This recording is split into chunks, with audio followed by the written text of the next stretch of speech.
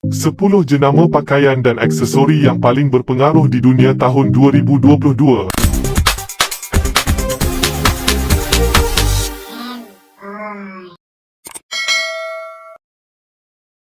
Korang jangan terkejut, kebanyakan jenama ini berasal dari negara Perancis. Nombor 10. Uniqlo, Japan. Jualan pada suku kedua tahun 2022 bernilai 9.640 juta USD.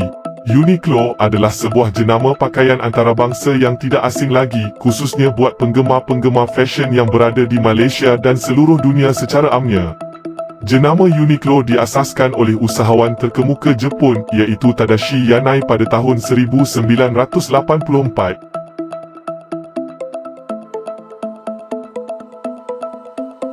Nombor 9.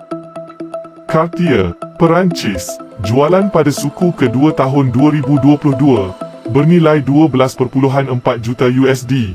Cartier adalah jenama barangan kemas wanita yang sangat terkenal di serata dunia. Boleh dikatakan jenama ini sangat dikenali oleh wanita yang meminati gaya fashion terkini dan mahal. Cartier juga adalah pengeluar beg tangan wanita yang popular.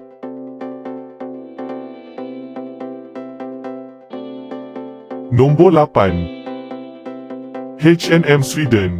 Jualan pada suku kedua tahun 2022 bernilai 12.7 juta USD.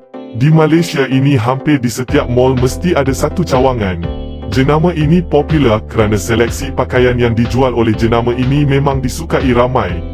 Pengeluar pakaian dari Sweden, H&M pada hari ini telah muncul sebagai salah satu ikon jenama yang paling dikenali dalam industri fashion.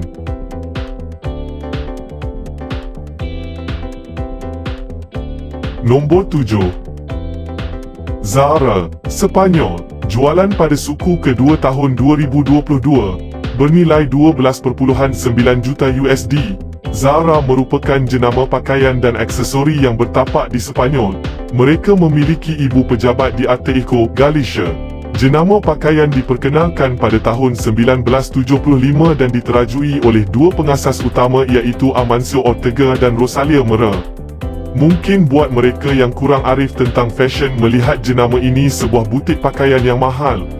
Namun, sebenarnya jenama pakaian Zara ini masih mampu milik.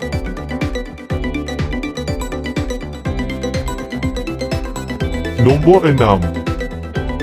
Hermes, Perancis. Jualan pada suku kedua tahun 2022 bernilai 13.5 juta USD. Jenama ini pada asalnya menjual barangan kulit dan kraft. Namun pada hari ini ia satu jenama mewah yang menghasilkan barangan untuk wanita seperti skarf tali pinggang, kasut dan yang lebih terkenal adalah beg tangan Birkin yang harganya mampu mencecah puluhan ribuan ringgit.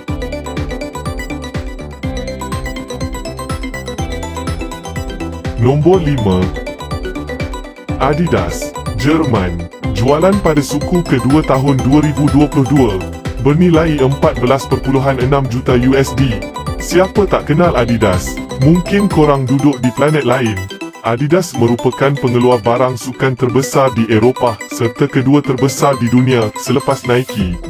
Adidas adalah pengeluar barang sukan berasal dari Jerman. Produk-produknya termasuk kasut, beg, kemeja, tali jam, kacamata, barang sukan dan lain-lain.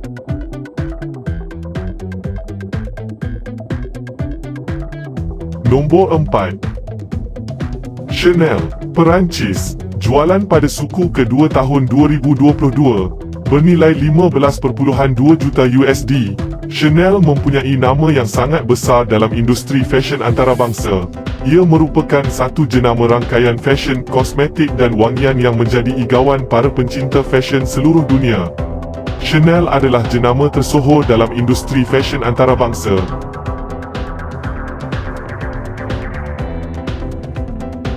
Nombor 3. Gucci, Itali. Jualan pada suku kedua tahun 2022 bernilai 18.1 juta USD. Gucci kini kumpulan fashion terbesar Itali. Produk Gucci termasuk barangan kulit, kasut, jam tangan, tali leher, tudung, minyak wangi, barangan rumah fashion dan bekalan haiwan peliharaan. Gucci sentiasa menjadi jenama fashion mewah, seksi dan terkenal sebagai simbol status dan kekayaan. Jenama ini menjadi buruan ahli perniagaan dan peminat fashion di serata dunia. Yang pasti harganya taklah murah.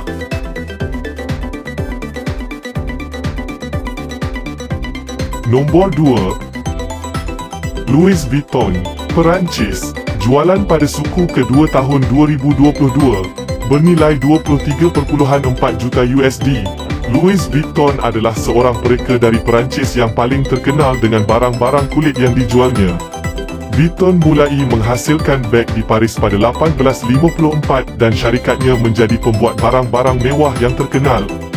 Jenama ini juga digelar LV. Logonya kelihatan premium dan cantik. Ia adalah barangan mewah yang paling diburu oleh golongan elit yang suka pada status jenama sebagai simbolik pada kekayaan. Tapi awas, jenama ini sering kali ditiru seakan-akan yang asli. Hati-hati dengan produk tiruan.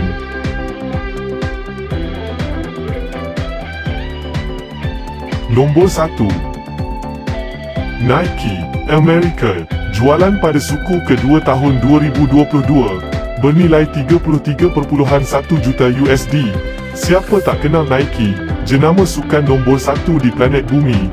Nike bermaksud Dewi Kemenangan dalam bahasa Yunani.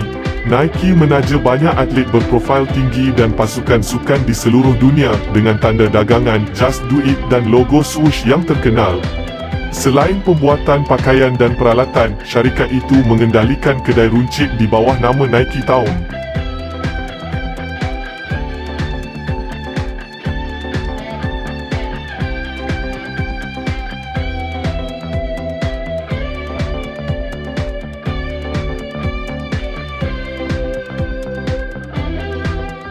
Sepuluh sungai terpanjang di dunia.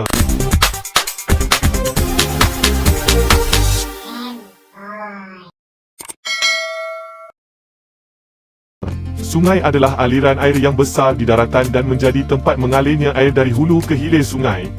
Air sungai mengalir dari hulu atau tempat tinggi yang biasanya berada di pergunungan. Kemudian air akan mengalir ke hilir atau bahagian terdekat dengan muara sungai baik di danau atau lautan. Jom kami senaraikan 10 sungai yang terpanjang di dunia. Nombor 10. Sungai Lena, terletak di Rusia. Panjangnya adalah 4,400 km. Sungai Lena juga merupakan sungai terbesar ketiga di Asia dan salah satu sungai yang terletak sepenuhnya di dalam wilayah Rusia. Air sungai ini mengalir terus ke dalam lautan Arktik.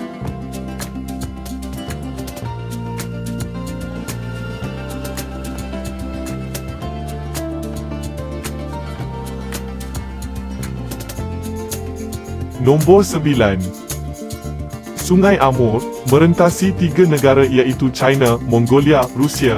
Panjangnya adalah 4,444 km. Sungai ini membentuk sempadan di antara Rusia Timur Jauh dan Timur Laut China.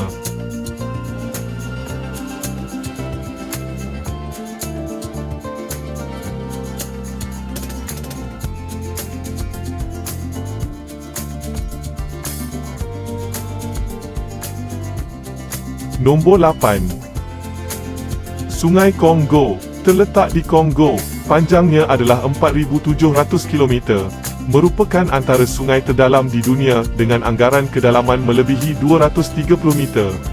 Sungai Kongo merupakan sungai kedua terbesar di dunia berdasarkan isi padu air dilepaskan selepas Sungai Amazon.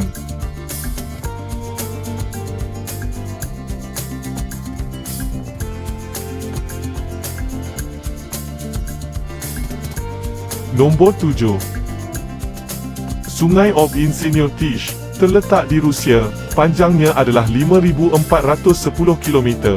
Pada dasarnya, sungai ini terbahagi menjadi dua, iaitu Sungai Ob dan Sungai Insinyur Tish, namun apabila ia digabungkan menjadi nama Sungai Ob Insinyur Tish.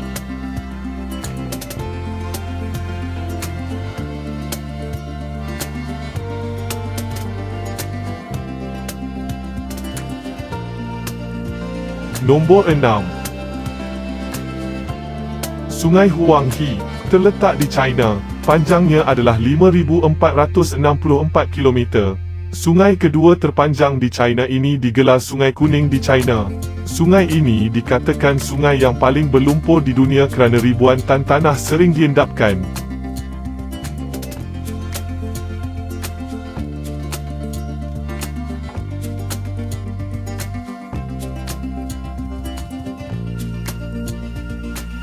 Nombor 5.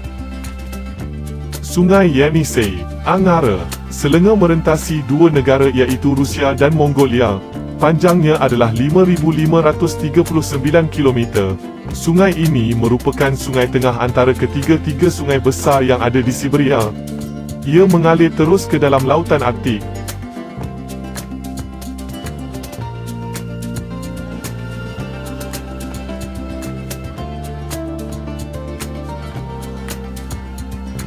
Nombor 4. Sungai Mississippi, terletak di Amerika. Panjangnya adalah 6,275 km.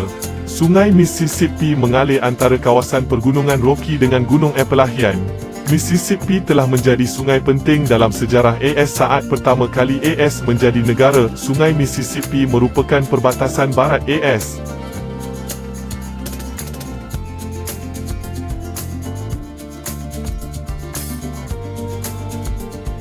Nombor 3. Sungai Yangtze, terletak di China. Panjangnya adalah 6,300 km. Sebagai sungai terbesar di rantaunya, Yangtze amat penting kepada China dari segi sejarah, kebudayaan dan ekonomi. Antara semua empangan di sepanjang sungai ini, empangan Tiga Gaung adalah stesen janakuasa hidroelektrik terbesar di dunia.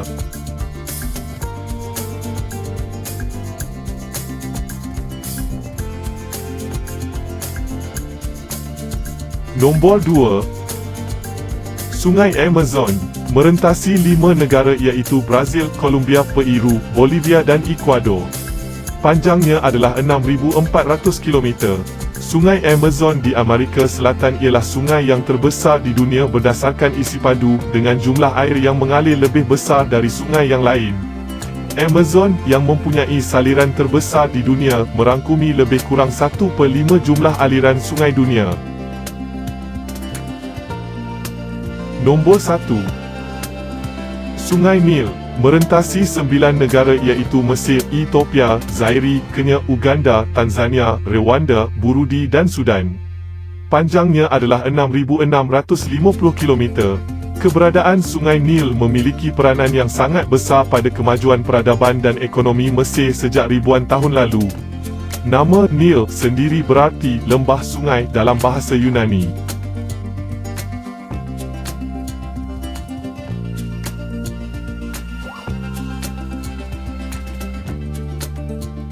Sepuluh kelab bola sepak terkaya di dunia.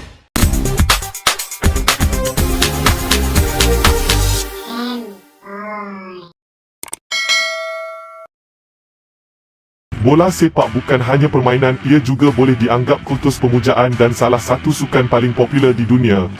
Disebabkan permainan bola sepak, kawan pun boleh bergaduh dan bermasam muka. Jom kami senaraikan 10 kelab terkaya 2022 berdasarkan pendapatan musim lepas. Mungkin kelab yang korang minat ada dalam senarai. Tempat ke-10, Tottenham Hotspur. Pendapatan musim lalu sekitar 428.3 juta euro. Jumlah penilaian 1.42 bilion euro. Tottenham Hotspur menduduki tangga ke-10 kerana peningkatan pendapatan 69 juta euro yang luar biasa berbanding musim sebelumnya. Pendapatan ini hasil dari perdagangan, penajaan, jualan tiket memberansangkan kerana persembahan yang konsisten di Liga Perdana dan Liga Juara-Juara. Tempat ke-9, Arsenal. Pendapatan musim lalu sekitar 439.2 juta euro. Jumlah penilaian 2.04 bilion euro. Arsenal FC menduduki tempat ke-9 dalam ranking terkini kelab bola sepak terkaya di dunia. Kelab mengalami penurunan pendapatan sekitar 48 juta euro berbanding musim sebelumnya. Peroleh pendapatan melalui hak penyiaran mereka dan penjualan tiket. Sebahagian besar dari jumlah pendapatan mereka juga berasal dari perjanjian perdagangan serta penajaan Emirates dan Puma juga telah meningkatkan nilai keseluruhan kelab. Tempat ke-8, Chelsea. Pendapatan musim lalu sekitar 505.7 juta euro. Jumlah penilaian 2.3 bilion euro. Kelab Liga Perdana Inggeris Chelsea telah naik ke tangga ke-8 dalam ranking kelab bola sepak terkaya musim ini. Seperti beberapa kelab besar yang lain, Blues juga menyaksikan peningkatan pendapatan yang ketara tahun ini. Tempat ke-7, Liverpool. Pendapatan musim lalu sekitar 513.7 juta euro. Jumlah penilaian 1.95 bilion euro. The Reds telah mencapai tempat ke-7 dalam senarai kelab bola sepak terkaya hari ini. Liverpool telah menyaksikan kenaikan yang membanggakan. Dari musim sebelumnya, pendapatan mereka melalui perjanjian hak siaran, perjanjian perniagaan mereka dengan penaja dan penjualan tiket pada hari-hari perlawanan. Dengan beberapa bintang yang semakin meningkat di kelab, pakar bola sepak menjangkakan nilai Liverpool akan lebih meningkat di masa depan. Tempat ke-6, Paris Saint-Germain. Pendapatan musim lalu sekitar 541.7 juta euro. Jumlah penilaian 975 juta euro. PSG kini berada di tempat ke-6 dalam senarai kelab bola sepak terkaya pada tahun 2022. Kelab ini telah menyaksikan peningkatan pendapatan yang besar. Pembelian Neymar telah meningkat secara signifikan nilai kelab Perancis ini. Pengambilan pekerja yang banyak dilakukan musim ini juga memberi gambaran tentang keinginan kelab untuk menguasai bola sepak Eropah. Tempat kelima, Manchester City. Pendapatan musim lalu sekitar 568.4 juta euro. Jumlah penilaian 2.4 bilion euro. Tak dapat disangkal Manchester City merupakan kelab kelima terkaya di dunia. Dengan populariti dan kemenangan yang dicapai semestinya melipat gandakan pendapatan kelab. Kontrak penajaan lumayan, nilai komersial, hak penyiaran serta faktor jualan tiket sangat menguntungkan kelab. Tempat keempat, Bayern Munich. Pendapatan musim lalu sekitar 629.2 juta euro. Jumlah penilaian 2.7 bilion euro. Kelab Bundesliga Jerman, Bayern Munich menduduki tempat keempat dalam ranking kelab bola sepak terkaya musim ini. Kelab Jerman telah memenangi kejuaraan domestik mereka 7 kali berturut-turut yang telah membantu meningkatkan penjualan tiket. Tetapi prestasi buruk mereka dalam Liga Juara-Juara UEFA juga memberi kesan kepada jumlah pendapatan mereka. Tempat ketiga, Manchester United. Pendapatan musim lalu sekitar 666 juta euro. Jumlah penilaian 3.4 bilion euro. Syaitan merah yang popular ini mengalami penyusutan pendapatan hampir 10 juta euro. Namun mereka masih layak berada di tangga ketiga kerana masih mendapat sokongan dari penyokong yang memenuhi stadium setiap kali perlawanan kelab dan penjualan barangan walaupun prestasi permainan yang merosot. Pendapatan juga banyak dari kontrak perjanjian penajaan dan hak penyiaran. Tempat kedua, Barcelona. Pendapatan musim lalu sekitar 690.4 juta euro. Jumlah penilaian 3.6 bilion euro. Kelab Katalan ini sudah pasti antara kelab terkaya di dunia disebabkan populariti dan kualiti permainan bintang yang baik. Hasil pendapatan juga sama seperti kelab-kelab lain iaitu melalui kontrak penajaan, hak penyiaran, penjualan tiket dan barangan-barangan keluaran kelab. Tempat pertama, Real Madrid. Pendapatan musim lalu sekitar 750.9 juta euro. Jumlah penilaian 3.8 bilion euro. Dengan jumlah pendapatan 750.9 juta euro musim lalu, Real Madrid menduduki tempat pertama dalam senarai kelab bola sepak terkaya di dunia. Real Madrid merupakan kelab yang mengumpulkan bintang-bintang terbaik bola sepak dunia. Setiap pemain yang hebat pasti akan dibeli Real Madrid dan secara tidak langsung ini akan menambahkan pendapatan mereka dari segi penajaan, hak siaran dan penjualan tiket semasa perlawanan.